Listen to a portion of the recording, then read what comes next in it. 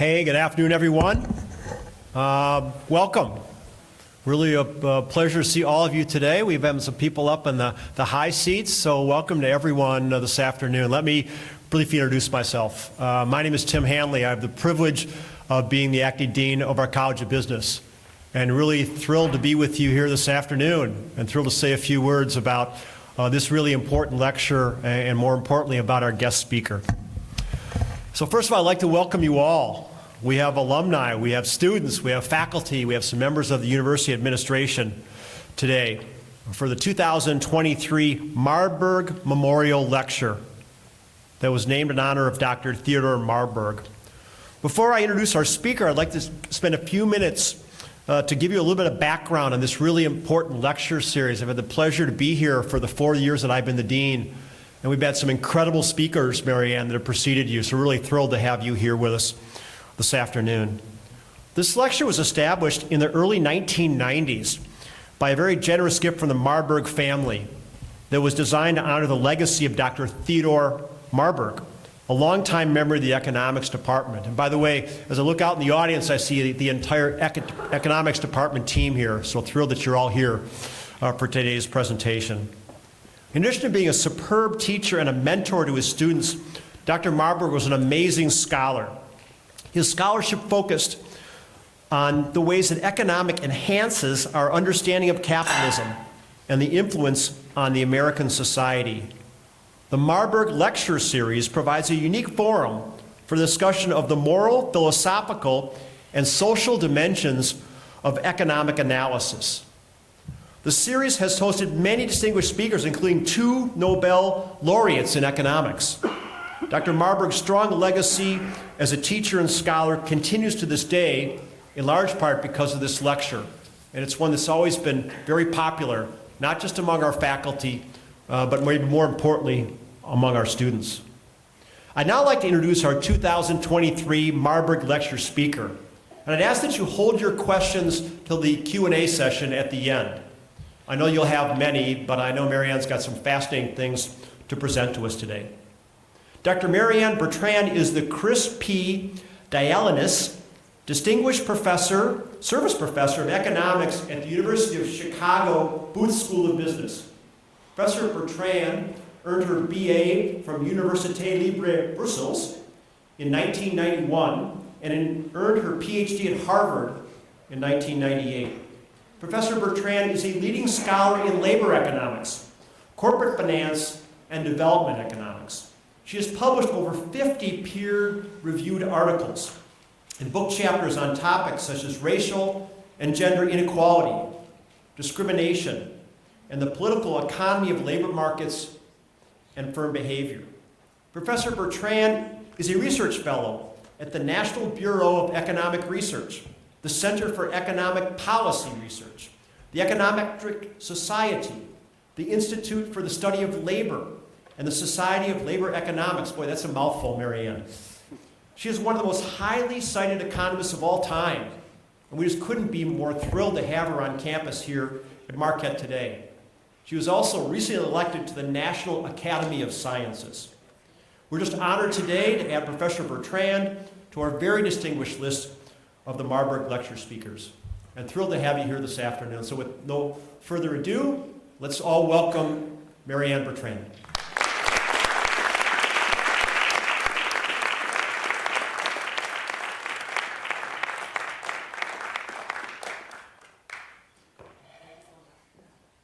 Great, can you hear me? Great, well thank you so much for inviting me. I want to apologize in advance for my voice and the coughing. Hopefully it won't be too bad, but yeah, it is what it is. And I guess I'm excited, particularly excited to give this talk today, this month, in this moment. As I'm sure all of you are aware of, Claude de Gauldin, who was really the OG when it came to studying gender and making the study of gender a real field of study of economics, and giving that field of study all of the recognition that it deserved. The fact that she's been recognized with the Nobel Prize is extremely meaningful for a lot of us that are studying gender, and she really paved the way. And I'm going to try several points during this lecture to really pay tribute and homage to all the fantastic work that she has done. So, great. So let me, so lecture is titled Gender, Stereotypes, and Inequality, and I'm going to try to talk about indeed all this. I'm going to talk about gender.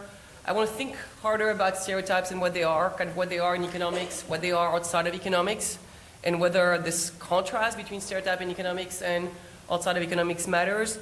And then at the back end, I would like to also talk a bit about, inequality and gender, by which I mean more, we know that a set of forces that have increased the amount of income inequality in the US over the last, 50 years or so really now. And I would like to think a little bit about how these forces have either helped, reducing gender gap or have further contributed to increasing gender gap. So that will be the back end of the lecture, a shorter part. All right, so with all that being said, I think before kind of jumping into the topic of gender, I think it's important to keep in mind that while gender inequalities very much still exist in the US and everywhere in the world, there's been progress, right? So this is a picture, every dot is a country in the world, and you can see rates of female labor force participation, which is not a great measure of how well women are doing in the economy, but a good measure that you can compute everywhere. And what you can see is that over time, over the 25 years or so that you're seeing here, the rate of labor force participation has been going up throughout most countries. There are going to be exceptions, but overall we've seen progress. There's a U-shaped relationship there between level of economic development and female labor force participation that I'll come back to later on. The reason why I want to stress this is that even though a lot of my lecture is going to be about all the gaps that still exist, all the force that is still holding women back in the labor market, that's progress. Progress that is in contrast with much of the worries we have about kind of racial inequality, for example, in the US, where those differences, the gaps have not been shrinking as much, or other concerns people have raised about the fact that the US economy is an economy that is looking less and less mobile from one generation to the next. So I'll keep that in mind. I want you to have that in mind, even though I'm going to talk about, kind of what are the remaining issues. Progress is definitely, there. My mic is off? Yeah. I can try one more time. I can hear myself really well. Is it better? Can you guys hear? Better? You can hear me now? Okay. Is it better? Is it better? Yeah. Okay. Good. All right.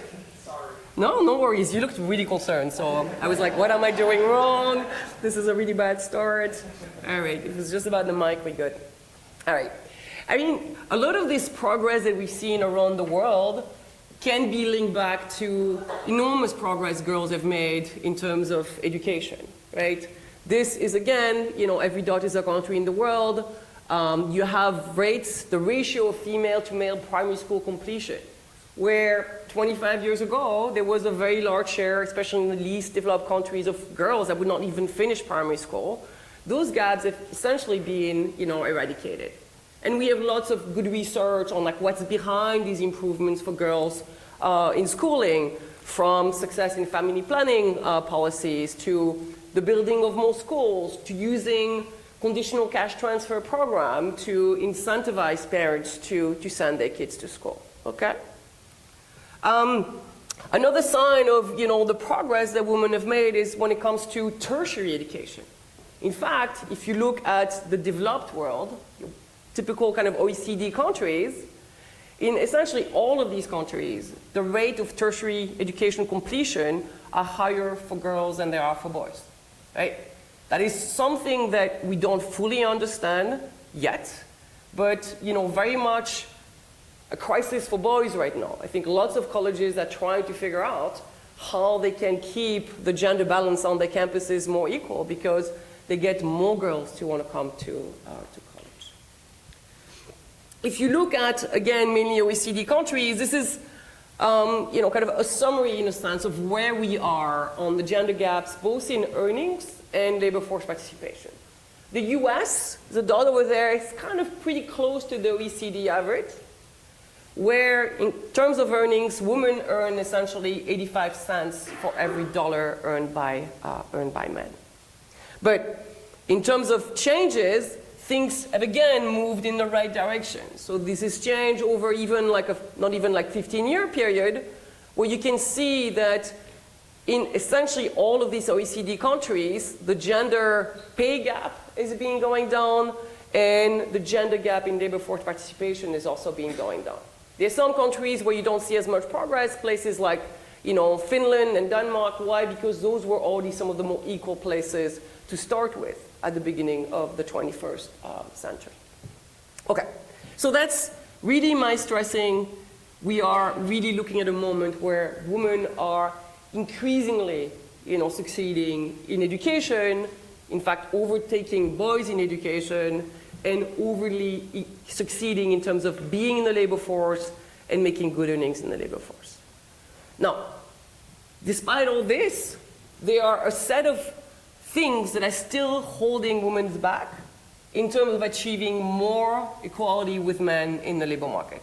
I'll talk about a few of the ones that I think the research points as being the most important one. So it is very much the case that women remain very much underrepresented in higher paying occupations in the economy. Think about those math-heavy STEM fields. Think about the top jobs in finance or the corporate world where you see very much kind of fewer women as you move towards the upper echelons of these corporations. Back in the days, I did some work kind of looking at the share of female CEOs in the economy. It's very small. I'll show you what it is like today. Women, if they are CEOs, there are very few of them. They tend to be CEOs of much smaller firms. More than 10 years ago, I did some work with Claudia Goldin and Larry Katz, where the goal was simply to study the MBA students at my institution, at the business school at U Chicago, and we tracked the earnings profile of our male and female graduates. And we essentially observed that 10 years out of business school, the woman that was still working earned 50% less than the male graduates. Those are numbers that really, kind of exemplify this factor. It is also the case that even when you find women in these high earnings occupations, doctors, surgeons, bankers, within these occupations, they earn systematically less than men do. Claudia Goldin has talked a lot about this. I'll show you the one picture that I think made it into the Nobel citation that make that point very, very clearly. We have also much fewer women in entrepreneurship, which is another thing to worry about. And then finally, we know from more and more data sets that something really dramatic and persistent happens to women's career once they become mothers. There are large, long-lasting persistence effect on women's outcomes, labor market outcomes, once they become mothers. I'm going to illustrate each of these points with a couple of slides. Before I do that, I just want to make sure that we all agree as to why this matters. Okay? I think very often kind of people talk about gender equality or gender inequality and use a fairness kind of frame to say that's not fair, right? Why would it be like that? Why do we have these inequalities? And I'm certainly not opposed to thinking about fairness as the reason why this is a topic that should be of interest to all of us. But I can also stay within the realm of economics and the moral framework that they give me in economics, which is to think about efficiency, utilitarianism, and view this as being really a problem, right? What I'm trying to say is that if you think about a world where the distribution of talent at birth is the same between men and women, right? And this is an hypothesis that you may not like, and I'm going to go back to it.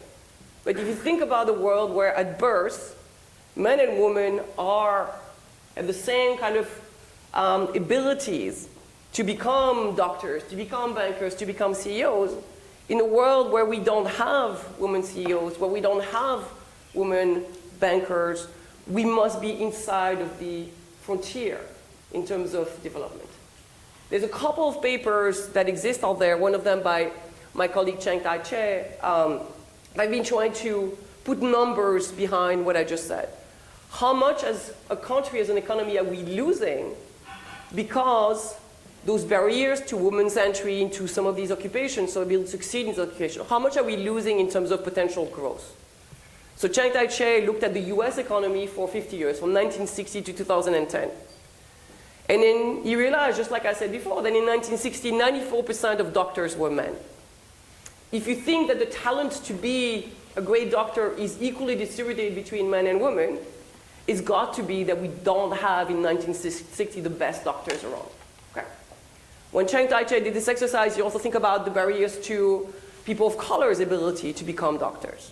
What he concluded from this work is that about a quarter of the growth that the US economy experienced between 1960 and 2010 could be due to the lowering of these barriers, to the fact that the mapping between the innate talent that people had and the jobs they ended up with became stronger over time because those barriers were reduced. There's another paper that was, I think this is coming from The Economist, that used a very similar model and tried to say, okay, so across all these places in the world, how much really are they leaving on the table in terms of economic development because of the gender inequality that still exists. And you can see, and I think the ranking of the countries may not be too surprising, but a place like India, I'll come back, I'll talk a bit more about India, a place where I like to do, where I've done research in the past, could be 25% richer today if gender jobs more equally, were allocated as a function of talent rather than having those barriers for women. Okay? So, as I said, why do I care?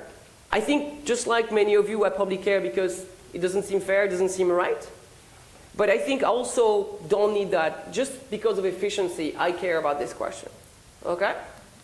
Good. All right. So as I said, I want to illustrate some of these kind of remaining barriers with a few graphs. This is an obvious one. This is, Catalyst every year kind of counts the share of like female CEOs, in the economy. On the one hand, you could say we've got infinite progress in terms of the share of, CEOs that are women because we went from 0 to a positive number. On the other hand, the number remains very, very small. And you have this standard pyramid where, you have also, people starting a business here. At entry in businesses, you're not very different from 50-50 when you enter, at these entry-level jobs in the corporate sector. And then as you move up towards the echelon, the share of women start, diminishing and diminishing. This is one of the picture that that was mentioned in Claudia's address, which makes the point that even when women enter some of these higher paying occupations in the economy, they earn systematically less than men. So this picture, essentially, every data point is an occupation in the US. These are the 95 highest paying occupation. Okay. You have on the x-axis the log earnings in those occupations. Right? So the further to the right, the higher the earnings of the occupation. And the y-axis, the difference between how much men in that occupation and women in that occupation earn. And essentially, except for one data point, for all of these occupations, women earn less than men when they are in the occupation. Right? And furthermore, if you were to draw a regression line here, right, it looks like it's going to be downward sloping. The higher paying the occupation is, the bigger is the gap between men and women in that occupation. Okay. The other thing that comes out of this picture, and I'll come back to kind of later on, is that you can see that this deficit that women have is different in different kind of occupations. Business, those are the red dots, have very large deficits. On the other hand, if you look at the more kind of STEM-heavy occupations, the ones in the green, the one in the yellow, the gender gap within those occupations is not quite as large as it is in the business or law type occupation. I'll come back to that. All right. The other recent measurement that we have of women's underrepresentation in the upper echelon of the income distribution comes from all of the great work that's been happening with tax data. So think about Emmanuel Saez, Gabriel Zuckman, Thomas Piketty. You know, they have essentially allowed us to look at income and wealth distribution in much finer details than we were able to in the past because of the great administrative tax data that they've put together. And what you can see here, if you look at the top 10%, top 1%, top 0.1%, is the women's representation over time between the 1960s and the mid-2010s, the women's representation in the top 10% of the income distribution, top 1% and top 0.1%. There's been progress for sure. Essentially, if you go back to the 1970s, there was essentially no woman in the top 1% or top 0.1%, but you can see that you're still so far from equal representation, right? By the mid-2010, there were 10% in the top 1% of the income distribution. You could only find 10% of women, okay? All right. So the other thing that I highlighted in terms of the thing that's holding women back is the continued underrepresentation of women in the STEM sector, right? The STEM jobs, as I just highlighted, they actually are really good jobs. Well, at least up until the next AI revolution that we talked about at lunchtime. But putting AI aside, the STEM jobs are actually really good jobs. They are high-paying jobs. And as I just showed you in the graph before, they're also jobs where women end up doing actually quite well compared to men in the same job. Women are much, much less likely than men to get degrees in the STEM, especially the more math-heavy STEM. Right? That's true in the US, but that's true very much everywhere around the world. Okay? So we have more women going to college than men, but they are not going towards the math-heavy STEM. All right.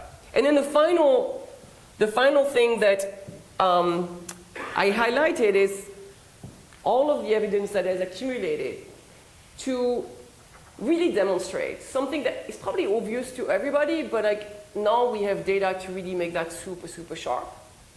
That parenthood is like a central moment, a central point when you try to understand why women's labor market outcomes start diverging from those of men. Okay. When I did the work back in the days with Claudia Golden and Larry Katz studying our MBA students, and I said, what we observe is that 10 years out, women were earning 50% less than men. We also realized that we could essentially explain all of that by one thing, the fact that these female graduates became mothers. Motherhood was the force that seemed to explain 90% of the gender differences in earnings in our MBA graduates, okay? The work that is highlighted here will tell you that what we observe in our MBA data is just not an exception. In fact, it seems to be very much the rule. So let me just explain what these graphs are. And Henry Cleven and co-authors, have authored much of this work.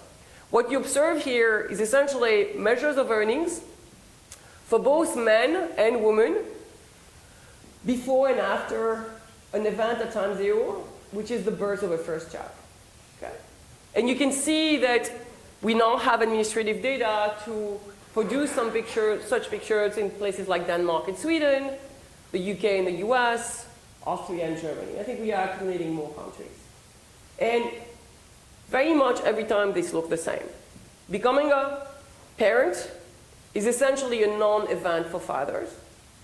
There's no changes in earnings trajectories as parenthood happens for a father. When you look at the impact of parenthood on mothers, though, you see essentially kind of no pre-trend, right? The man and the wife's earnings are kind of like moving in sync with one another up to time 0, but at time 0, you see dramatic, large, and persistent reductions in women's earnings, okay? You can also see when you look at these pictures that the magnitudes of what we now call the motherhood penalty. I think some people don't like this terminology.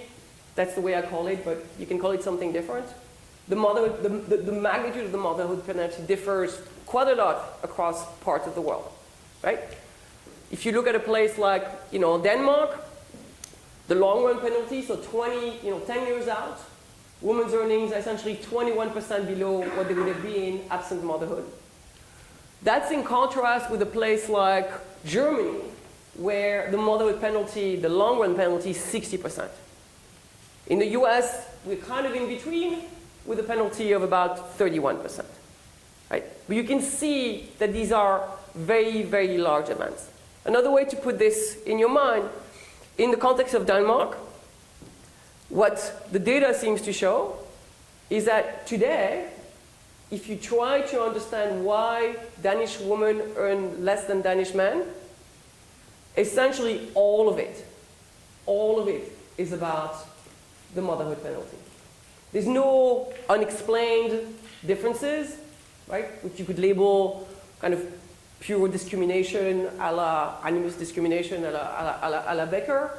There's obviously no differences coming from education because, as I just told you today, women at least are doing kind of more years of education than men. So the motherhood penalty is the explanation for the remaining gender gap in a place like Denmark. Okay, good. All right, so these are kind of the facts that I want to start with, and what we then have to ask ourselves is, what do we make out of all these facts, right? Why are women not studying STEM where we have good jobs? Why do we see women earning much less, kind of once they become mothers, okay? And I'm going to start with the economics view of this, right?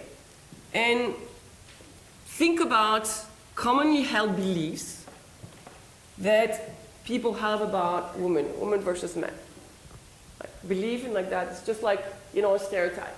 Like, I think some of these commonly held beliefs I think that women are just not as good as math as men are. That women just don't make good leaders. Women are polite, they're accommodating, they're nurturing, they're nice. They don't like to compete, they are risk averse.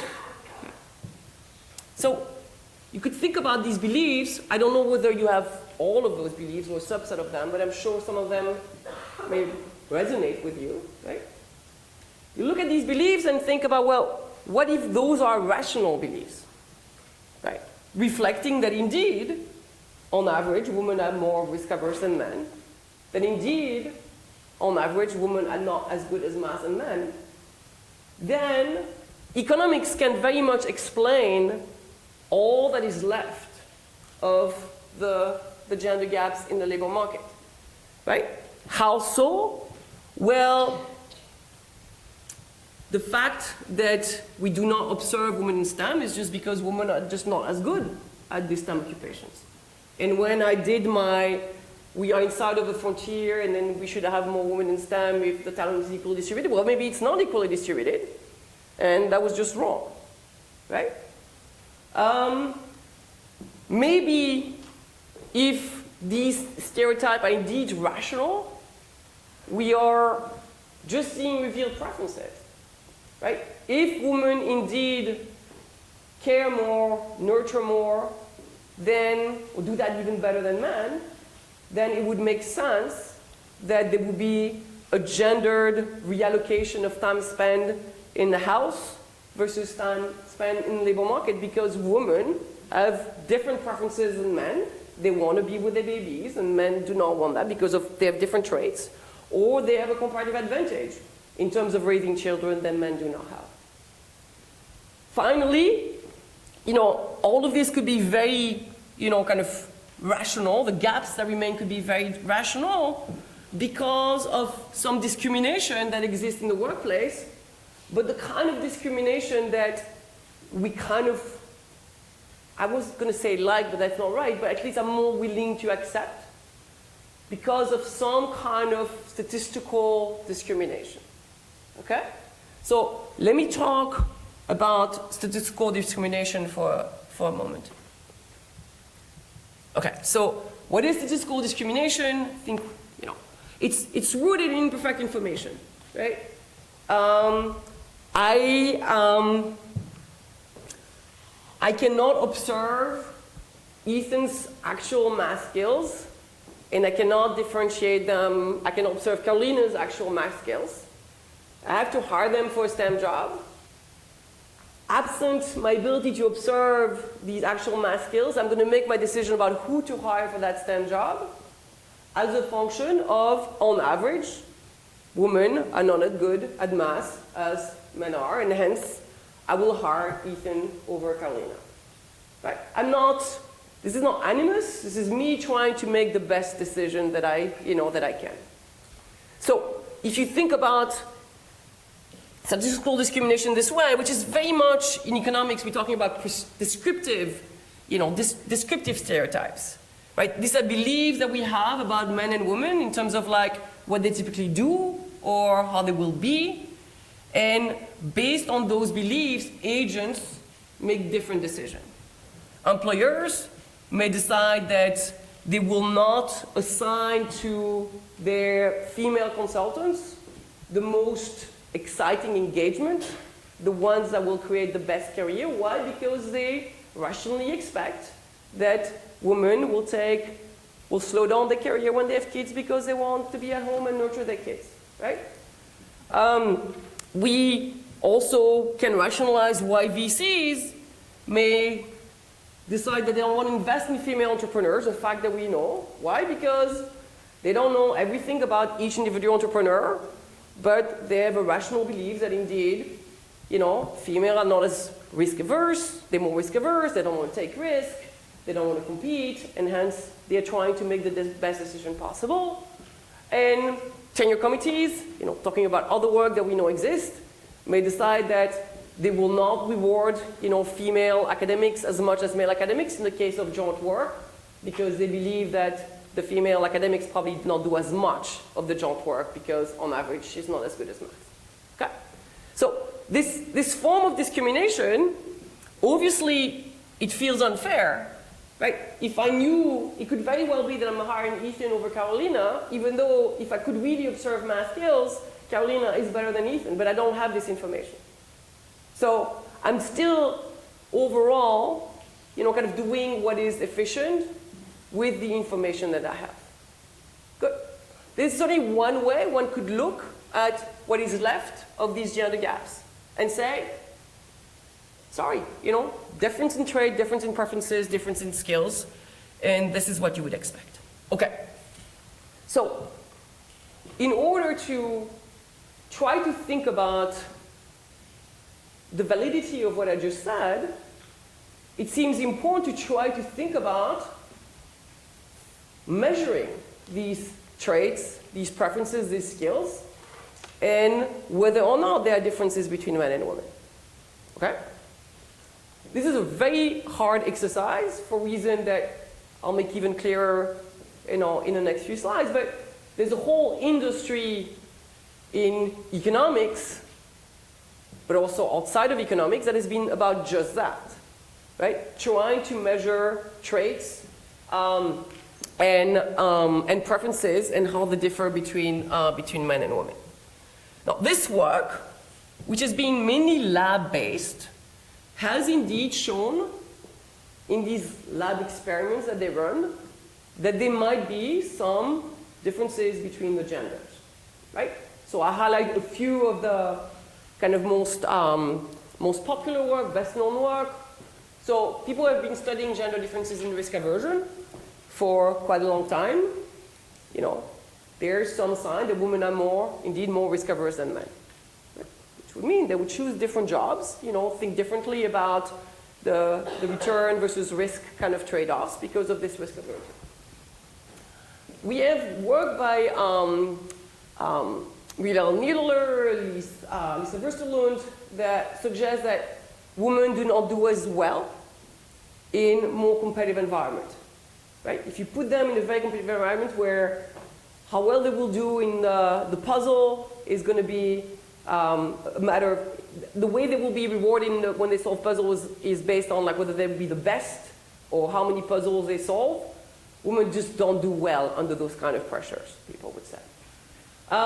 We also have work that says that women do not want to be in this competitive environment. They would much prefer being paid a piece rate than entering some kind of tournament where they could win the big prize if they are the best among everybody else.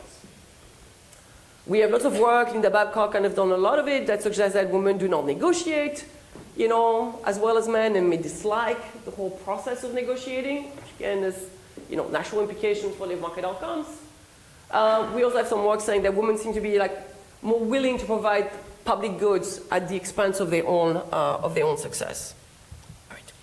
So this has been about, I would say now 25 years of people in economics studying these gender differences in traits and preferences. This is not an interest of economists only. In fact, there's been a whole industry in psychology that has been very much focused on the same questions, measuring gender differences in traits and preferences between the gender. So rather than just looking at the work in economics, you know, I think it's worthwhile to try to look at the work outside of economics and see what does this work tell us. Okay? I'm going to do that to the best of my ability, looking at the meta-analysis that exists out there, that are just not picking one story versus the other one, but trying to put them all together. Okay? The typical way that people in psychology have been, you know, trying to summarize these gender differences has been using this Cohen's d statistics.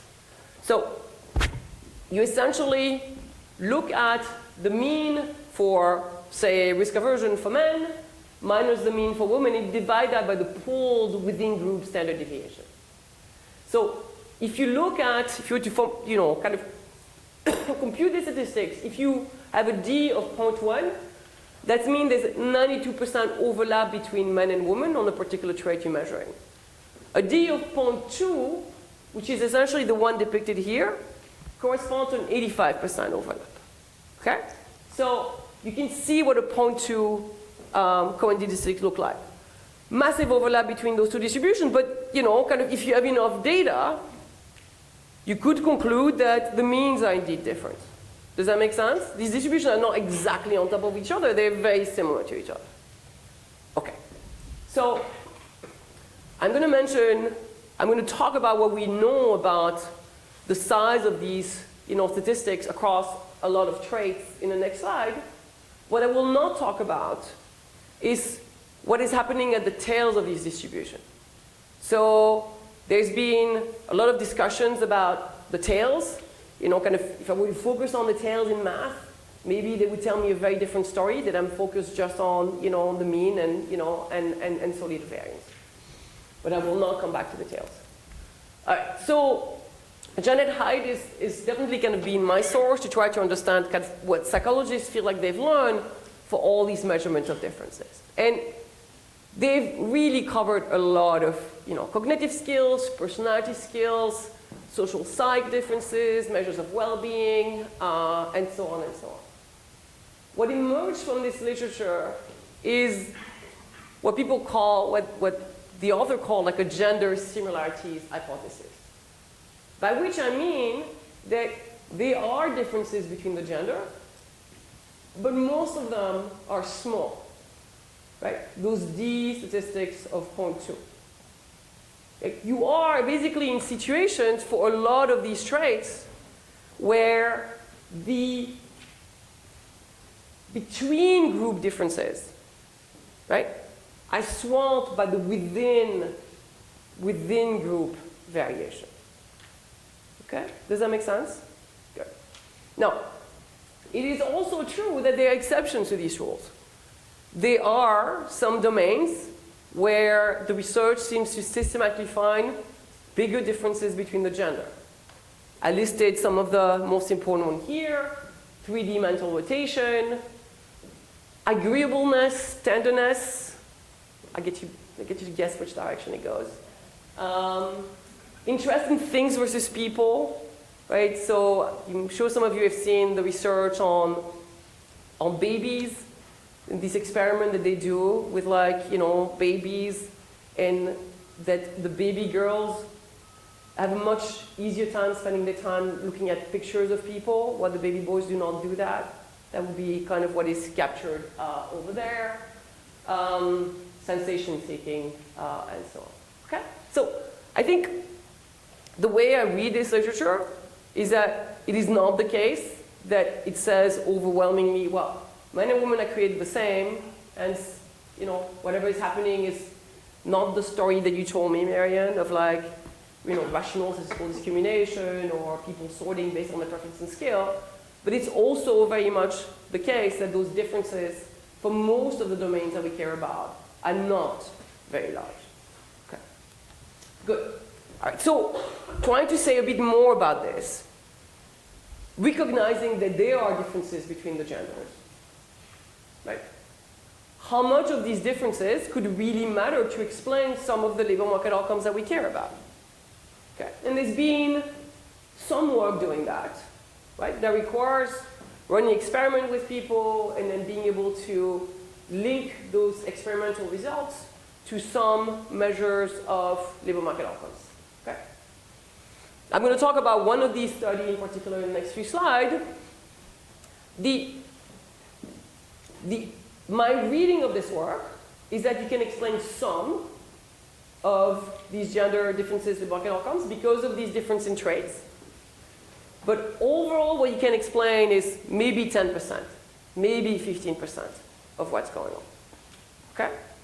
So let me highlight one of the studies, which is the one that was done by my colleague Luigi Zingales on our MBA students again. So the same population, even though not the same cohort, is the one that I studied with Katz and Golding.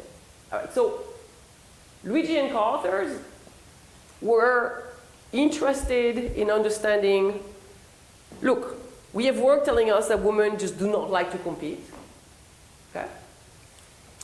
How much of that could explain why our female students earn less than our male students when they leave the MBA program?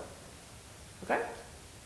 So this is two figures, and then after that, we're just going to put, kind of both of those together. The first one shows you the earnings, both the mean earnings and the distribution, the density of earnings for male and female students in their job when they leave the business school. Okay? And you can see that the men's distribution dominates the women's distribution. Our male students earn somewhat more when they leave the business school than our female students. Okay? The second figure shows you that it indeed seems to be the case that attitudes towards competition is a correlate of how well a student does when he or she leaves the business school. Right? So how is this measured? Well, it's a standard thing that Muriel and Lise Bertrand have been doing. You ask people to solve some puzzles, you get them familiar with solving the puzzle, and then you ask them, okay, now I'm going to, you can choose to be paid for this task, and you can choose between two kinds of payments. One where I'll pay you per puzzle that you solve, that's kind of a piece rate, and one where you enter a tournament, and if you solve more puzzles than the people in your group, you'll win a big prize. Okay? And what's depicted here is the fact that the student that shows the piece rate, so the less competitive payment choice over the tournament, also earned less than the student that chose the tournament. Okay? Right. So then the question is, how much of this could be a reflection of that? Right? If women indeed prefer the piece rate over the tournament because they don't like competition, maybe I can explain this with that. Okay? And the answer is, well, not quite. You can explain some of it, but going back to the theme that I just indicated before, there are differences between the gender, but they're not large. The within gender variation swamps the between gender differences. You can only explain 10% of this with that. Another way to put it, if you just run the regression of earnings at exit of business school on gender, women earn about 12% less than men. When you control for competition, if you look at the second column, you can see that, you know, being more willing to compete is correlated with higher earnings, but it only going to reduce the gender gap by, you know, about 10%. It is true that even among MBA students, our female students like to compete less than our male students, but the differences are so small that that doesn't explain much of what's going on in terms of earnings. Okay? Good. All right. So where am I? What have I been trying to say so far? I started with the possibility that what is left in terms of gender equality, and I think essentially talking about the US right now, could be a reflection of true differences in preferences and traits between men and women, combined with some form of like rational statistical discrimination. I've told you that there are differences between the genders. I've also told you that whatever we are looking at so far doesn't seem to suggest these differences are large, and doesn't seem to suggest that they are large enough to explain the gender gaps in, you know, the domains that we have been studying. Okay, now I want to question some of the things I've just told you, because I want to think again about this measurement that we do. We find that women, let's keep on kind of attitude towards competition, right? We find that women are like competition less than men. Is it an essential differences? Is it about nature? Are girls born to like to compete less than men? Or is it a social construct? Are you nodding your head it's a social construct? Should I stop here? No, okay. Let's entertain this thought, okay? So first, beyond just saying it's a social construct, I want to say something more specific. I think that there are various forces, at least two forces I can think about, that would make it such that the gender differences that we can measure are an exaggeration of whatever true innate differences may exist at birth. Okay. There are at least two reasons why I think exaggerations is the right direction. The first one is kind of something that we know how to think about in economics. Right? If you think about statistical discrimination, it may lead to self-fulfilling prophecy. If I believe that I'll have a harder job as a woman getting that job in the STEM because on average women are not as good as math as men, should I study hard in math? No. Right? My investment in that skills should be impacted. That's self-fulfilling prophecy that we know a lot about. You know, Code and Lowry, Bloomberg and Starts. Our investments, if there's statistical discrimination, our investment in the skills and the traits are going to be impacted, leading to an exaggeration when we measure the trait differences compared to what the true differences are. Okay. Furthermore, there is this possibility that the traits that we measure are themselves endogenous to the stereotypes. Okay. And I want to spend a bit more time thinking about that because that's kind of the contrast, at least the way I think about it, between the way we think about stereotypes in economics, which is essentially, you know, correct, belief-based discrimination, and the way psychologists, or social psychologists at least, think about belief-based discrimination. So let me go and try to explain that. So, in social side compared to economics, they do not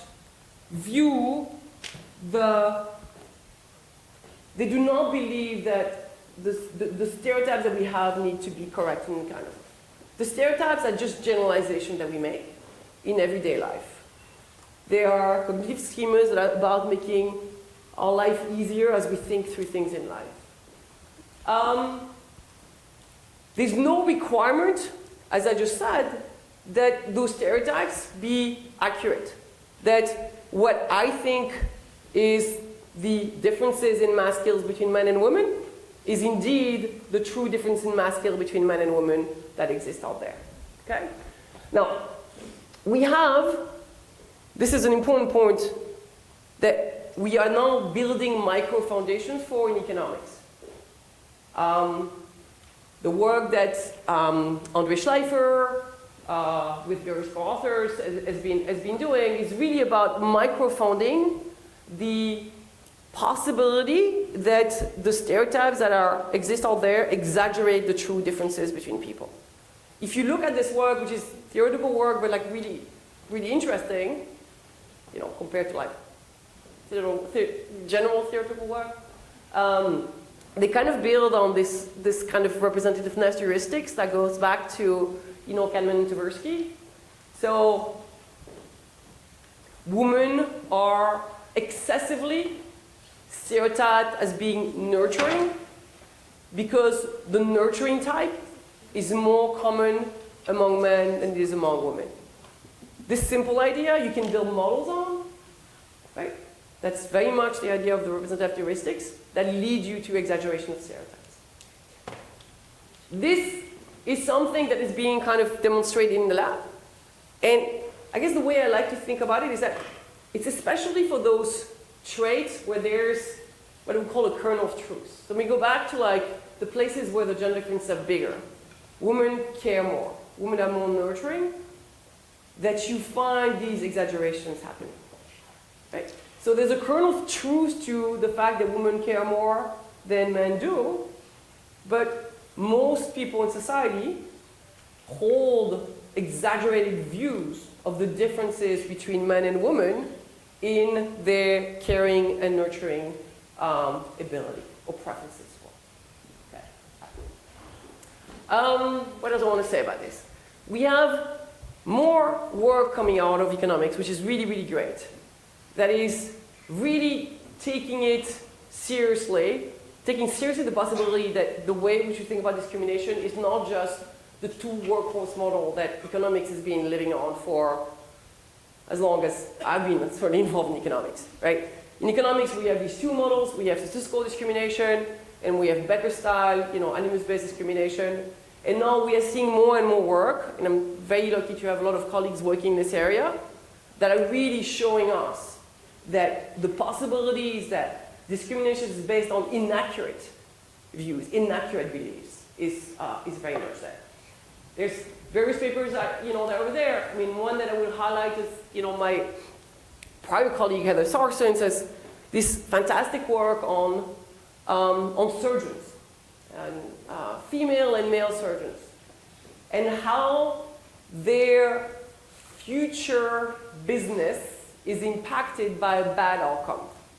So you think about bad outcome in surgery, you're probably thinking about, yeah, the patient died.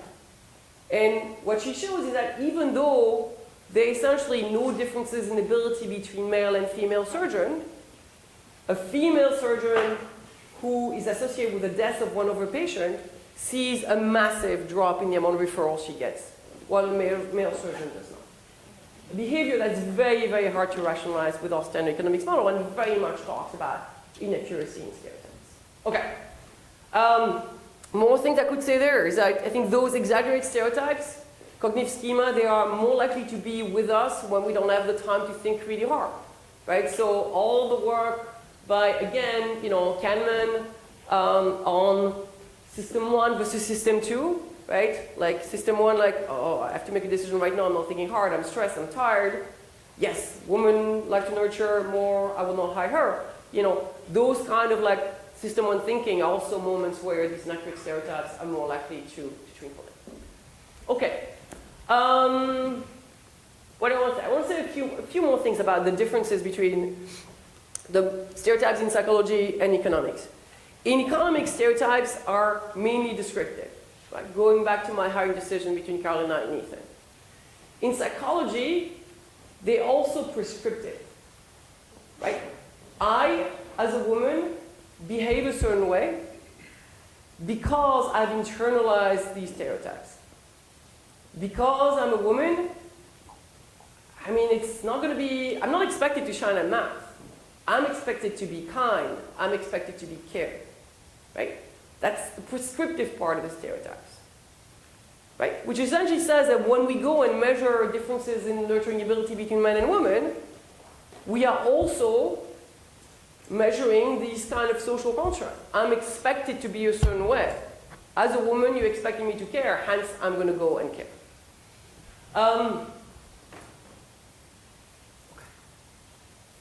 That's all I wanted to say there. Okay. So, a few more things on this. There's this prescriptive nature of the stereotype, this incorporation of the stereotypes in who we are and how we behave. You know, this is where you can make the link with the literature on identity. So, Akerlof and Crenton, for example, I don't know whether these are famous models, but Akerlof and Crenton essentially say that the way we should incorporate these like prescriptive stereotypes is by putting them in our utility function.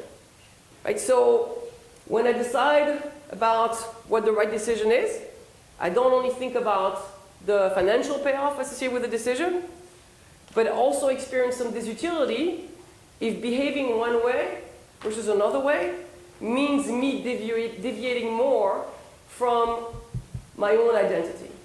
Right?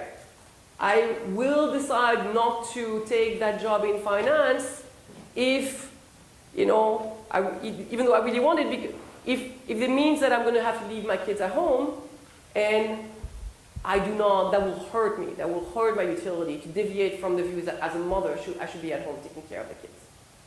There's a really nice paper called Acting Wife that I'll talk about. I think is a good example of what I just described. So in that paper that was carried out, I think, with MBA students at UCLA, they asked male and female students about their interest in various internship opportunities over the summer. And they did this under two different conditions. One where students, you know, as they're filling a survey to show their interest, are told that what they fill in will be kept to themselves, will not be shared with others. And one where the students were told whatever you laid out as your preferences will be shared with other male and female students, you know, in the classroom. Okay? And some of the traits, some of the features there were like, you know, how long the hours would be, right? How much traveling there would be associated with the job. And what they found out is that the female students, when they were in the anonymous condition, were as willing to travel and work long hours for the internship as the male students.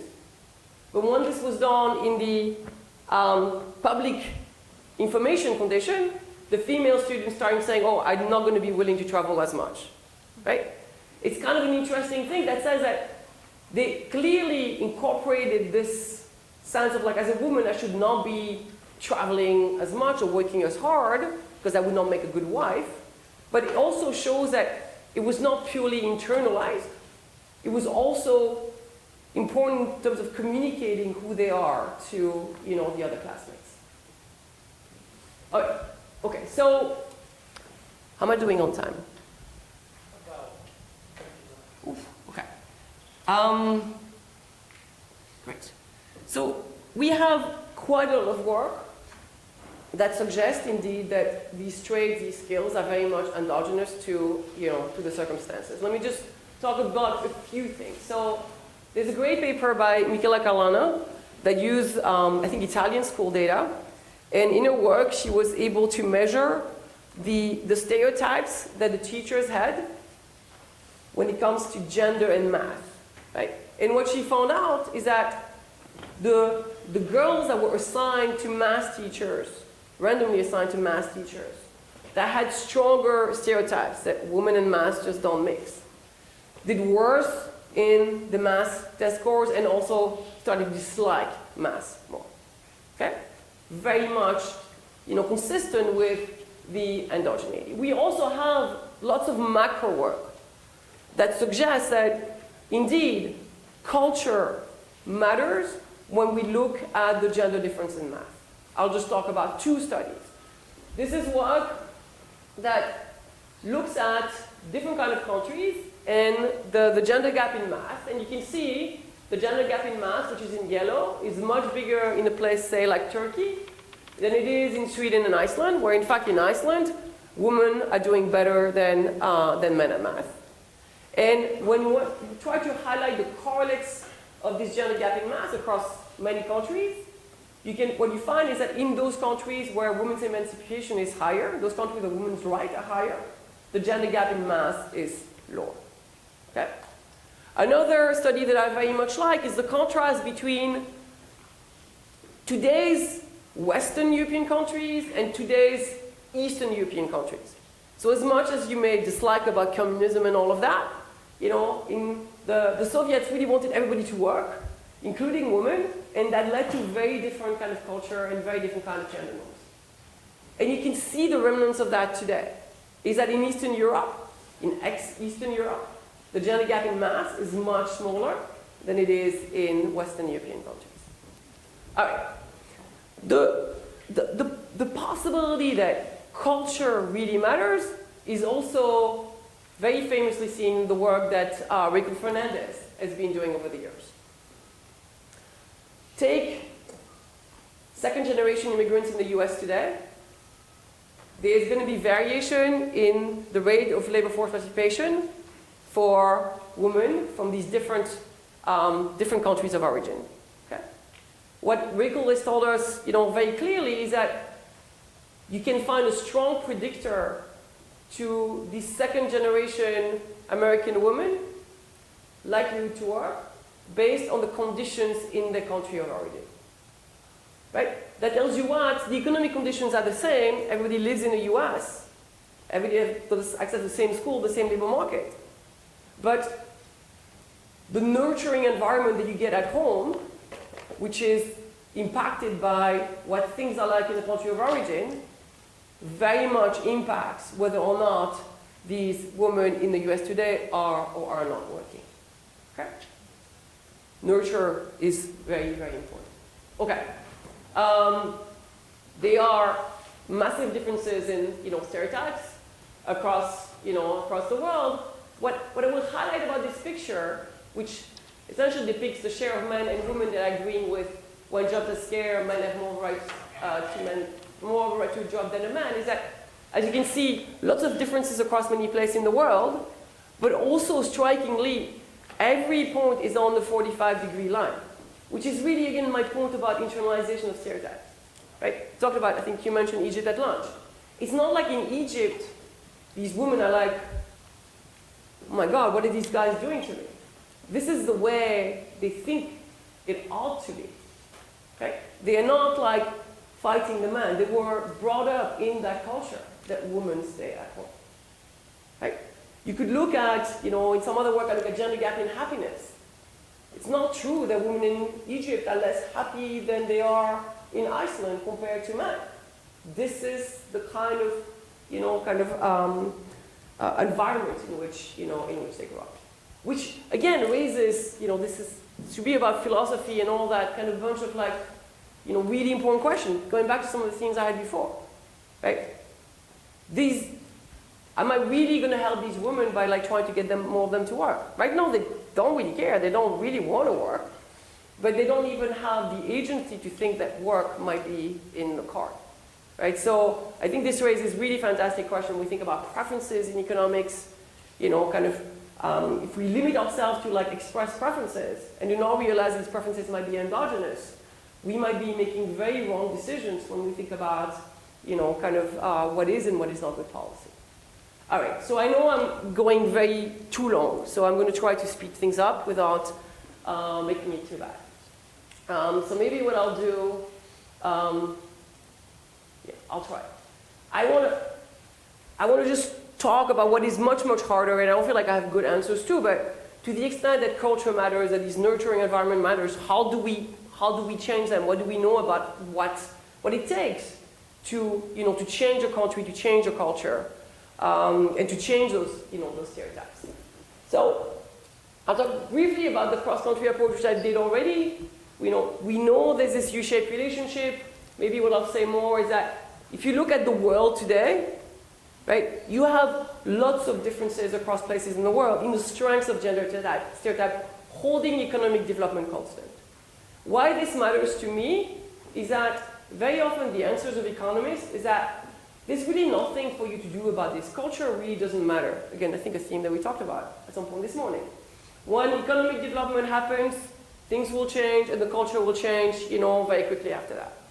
And when you look at this map of the world, you can see that there's not like a one-to-one mapping between economic development and the strengths of the gender norms and the gender stereotypes. But you can look at two countries like India and Vietnam. India and Vietnam, very different places, very similar level of GDP per capita, but in Vietnam, way less conservative gender norms than a place like India. Right? So I think the idea that with economic development, all of these countries will end up like, Iceland or Denmark or whatever your favorite, Scandinavian countries doesn't seem to be right, at least to me at least. Okay, so what do we know about, what explains this massive differences? I think we know a few things, but I think we certainly don't know enough. So we have some good work in economic history. Nathan Nunn's name comes to mind, saying that if you go back and look like really, really far down in history, you can explain some of what today is like, right? So there's this old hypothesis that the kind of agriculture we had in the millennium, a millennium ago, whatever, million year ago, oh my God, 1,000 years ago, a long, long time ago, whether we use like heavy machinery that only men could push versus technologies that were more amenable to women, that it still matters today, right? There's evidence that those countries that practice the more kind of men-amenable agriculture back in the days are countries where the gender attitudes are more conservative today, where the women are being told, stay at home, be a mother, and that's kind of it. Tax policy really matters a lot, right? A place like Germany has got a tax code that very much disencourages women's work.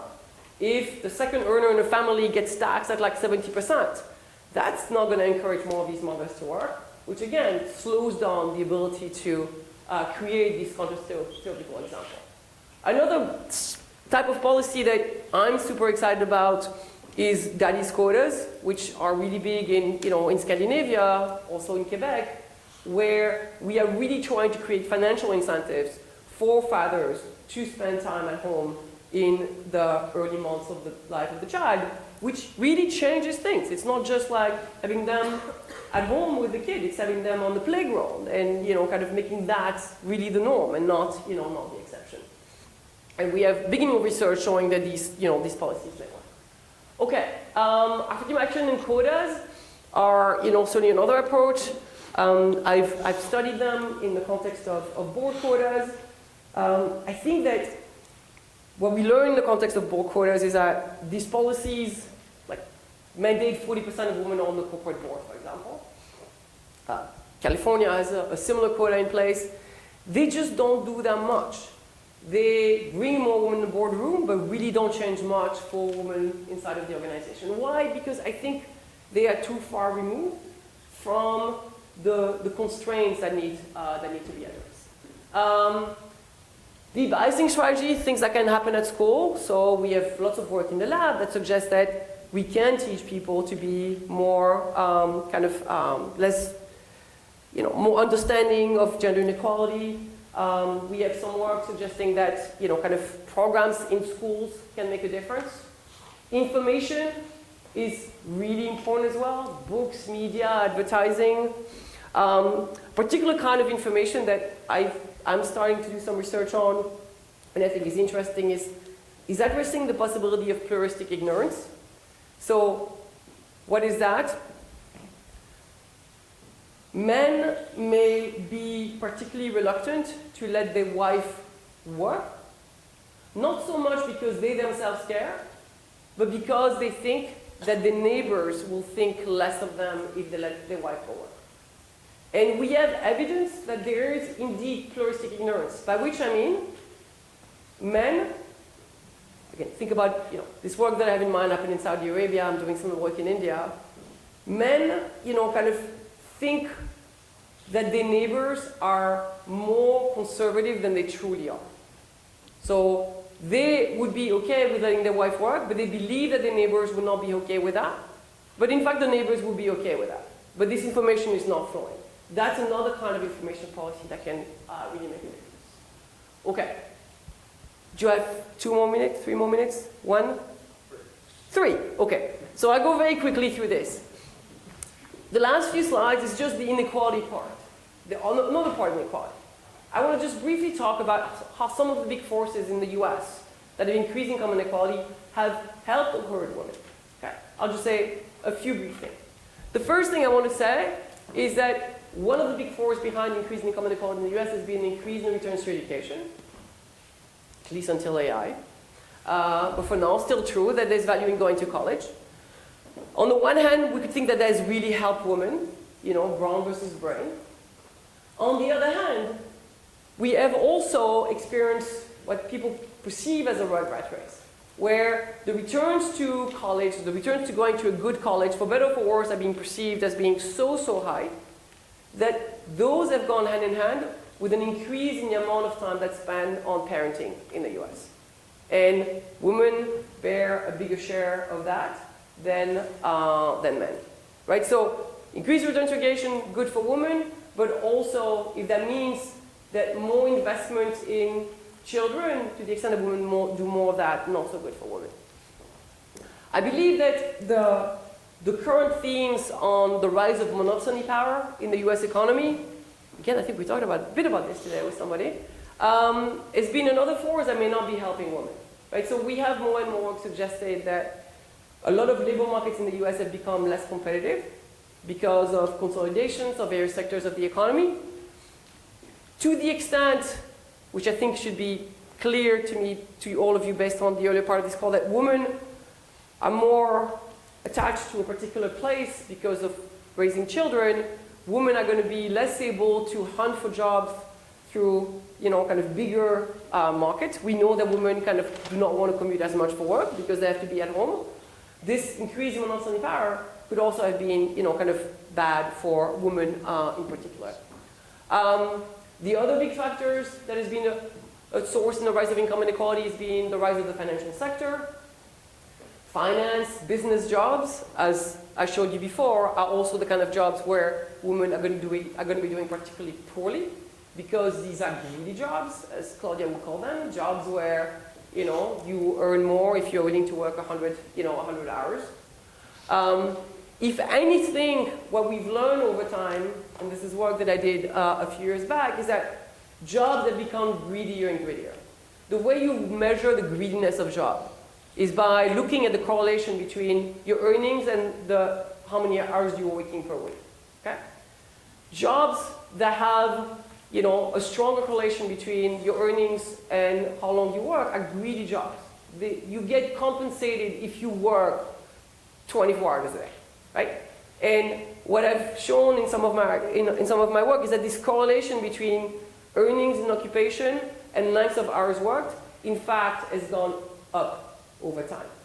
Think about the impact of technologies, computers, all of the things that make it easier to work 24/7 when you're no longer constrained to a 9-to-5 office space. And then the final thing I'll say, and this is very much my last slide before I conclude, is that I believe that some of the technical change at the bottom of the income distribution have also hurt women. Right? If I think about the bottom part of the income distribution, you see technologies like just-in-time scheduling that really make it difficult to combine holding these jobs where you don't know when your shift is going to be, when they want you to be there, with the responsibilities that go on with motherhood. So I think these are some of the forces that I think are important to keep in mind in terms of how economy is changing and how it's helping one. I'll stop here, except that I have one more concluding slide. I know I went way too long. There's one question that people always ask when I present this work, and what is the goal, right? Because I don't know what the goal is. My goal is not like 50-50. I don't think that it should be 50-50. I've come here and acknowledge that there are differences between the genders. So when will be satisfied? I think it's a great question that I don't have an answer to, but an important one to keep in mind.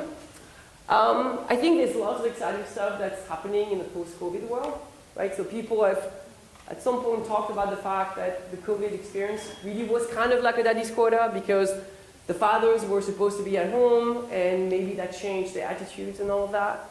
I think it's going to be super fascinating to see what happens with working from home, which, you know, kind of we pretty much understand is here to stay. And that could help a lot of mothers if the gender norms do not change. But it may also mean that the mothers stay at home, the dads go back to the office, and that only kind of reinforces gender inequality. I'll stop here. Thank you so much.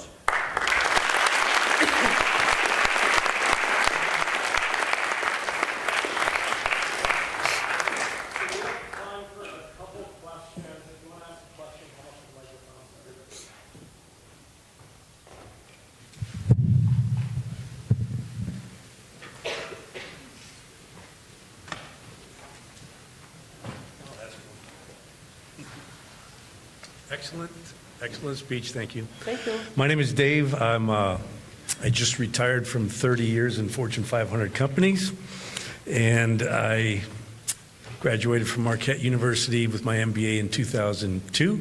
So I was an 80s student in my undergraduate business. And I lived this. I just lived this.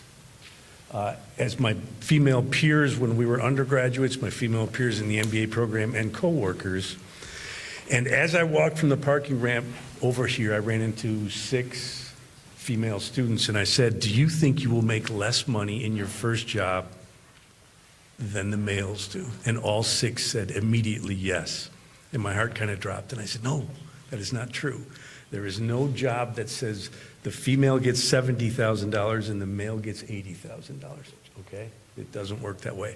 But I did explain to them that there's a pay range. When you go get your first job, accountant 1, let's call it, and it's $60,000 to $74,000 pay range. We were taught back in the 80s, you go in there and ask what that pay range is and ask for more. So there's more comment than question, but the fact that 6 females said they feel today in 2023 they're going to leave here and make less money, what can we do to reassure them? I think they might be right. I mean, unfortunately, I think, yeah, I mean, unless some of the things that I just highlighted start changing, I think they will be on average right. Well, the girls that are here, if you go get your first job and the HR manager is incentivized to get the best talent for the least money. So if you go in there and it says, ask what the pay range is. If it's 60 to 75, ask for 70 in your first job. It's tough to do that, but ask for that. And if they come back and say, now we've got another candidate that we're going to pay, there's another candidate. What will happen, it'll just a negotiation. If you're good and you want that job, you ask for 70, they say 60, it'll fit in the middle. It'll end up right in the middle. Okay, there's nobody in line here, so I got one more thing. Yeah. And it's great to be back on campus, by the way.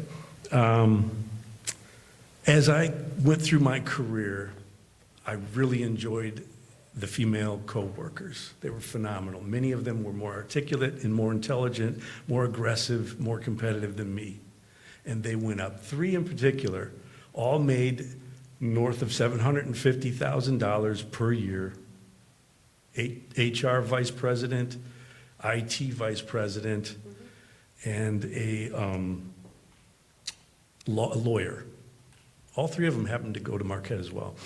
But I asked them, do you want to be the senior vice president? And they all 3 of them said no. When I did my exit interview, I went to the lawyer, female, and I said, when I'm leaving, I want to tell them that you should be the CEO. And she said, I don't want the job. Why? So this is something that you didn't mention up there, Why but did they not want the job? they were, I call it self-selection. They decided that they had achieved $750,000 a year, the family, friends mix. They had accomplished so much that the pyramid that you showed, they just didn't want to go up there. Neither did I. I made it to a real high level. I was highly compensated. Kind of said that's far enough. So, when you did your MBA research at University of Chicago, you've tracked those folks for 12 years. Did the females ever just say, I was satisfied, I was happy? And thank you for the time. Well, again, I mean, I think this is a great question, but the answer to which, based on what I said so far, I don't know how much weight I want to put into, right? It's back to what I was trying to say. Like, lots of people would say, well, that's their preference. That's what they want to do. So, yes, but where do these preferences come from? Right? Even if this woman tell me, yeah, you know what, it was fine. This is what I wanted to do. I wanted to raise my kid. That was my preference. But where do these preferences come from? Is what I'm trying to say. Does that make sense? So this is why kind of relying on an answer to a question like this one is complicated. Right? And I know it kind of feels like a bit mind-boggling because in economics, we like assume people are born with preferences. Like we put these preferences in our model. The whole point of what I was trying to say in the second part is that the idea that we're born with preferences is just crazy. These preferences come from somewhere, right? And it's, but the version of that, and I mean, this is where the philosophy and whatever kind of comes in, but like, you look at, some of the places where women are at the least amount of right. And you go and ask them, and I'm sure they said, I like it this way. This is fine. This is, I think, the way it should be. This is my preference. Not to leave the home and, kind of have the life that I have. Do you know what I'm saying? Kind of. Yes. Yeah. All right, we'll do these two questions and then we'll call it that. So you talked a bit about how like social stigma and stereotypes can affect or play a big role in the gap. Do you think primary education, my mind goes to Sweden, I know, is enacting some policies where they're specifically trying to counteract these stereotypes of, they're teaching very young women, like 5-year-olds to be more assertive, and they're taking men into or very young boys, and teaching them, women's skills. Do you think primary education serves a role in sort of re-educating, I guess, against these stereotypes? But you went there, and it's fine. But yes, I think we do know, we have lots of research in the lab that is about kind of trying to de-bias people. Mm-hmm. And we are seeing more and more work trying to take those kind of curriculum and bringing them into a classroom environment. I think the main question I think we don't know yet is that they seem to make a difference, but it's hard to figure out whether they need like a long-lasting effect, especially when you're dealing with like very young children. But there's definitely a very active agenda of research, which is to try, the work that Seema Jayachandran did in India is a really good example of that. Just try to teach kids ways to think differently about kind of gender inequality that is different from the way they experience, they experience in the home. Mm-hmm. Yeah. All right. Cool. Awesome. Thank you. Hi. Hi, very nice talk. Thank you. I'm not from the business school, so I'm actually a scientist. And in our department, we're actually reading the exceptions, if anybody wants to read about how women scientists are treated, particularly at MIT in that case. But I have a question about your data. Well, not your data, but the data that you presented on specifically what happens when motherhood occurs. Mm-hmm. Is that data parsed out by women who decide after they become a mother, I'm going to continue my career and stay on the track, versus women who say, I'm going to take 5 years off, or I'm going to take time off, because that's going to... It's everybody. So this data includes everybody. Has anybody ever tried to tease it apart? The particular picture that I showed you, they would assign 0 to the women that decide to leave the workforce, and they would assign whatever earnings to the women that decide to work part-time. When I have a version of this picture that is just based on the MBA work that we did, back in the days, and you can see in the MBA data that it's not just a matter of like women. There's obviously a lot of women that leave the workforce, but there are also a lot of women that take, say, 6 months of time off and then re-enter the workforce, right? The important point about careers such as like the one you get out of business schools, at least the way they are still structured right now, is that the penalties associated with taking time off are gigantic. If you take 6 months off, you're never going to re-enter on the track that you were in before. Right, but women of my generation, we didn't even get like even 6 weeks paid off, Yeah. so we didn't take any time off. Yes, But I think we're still lower. you're still lower, yeah.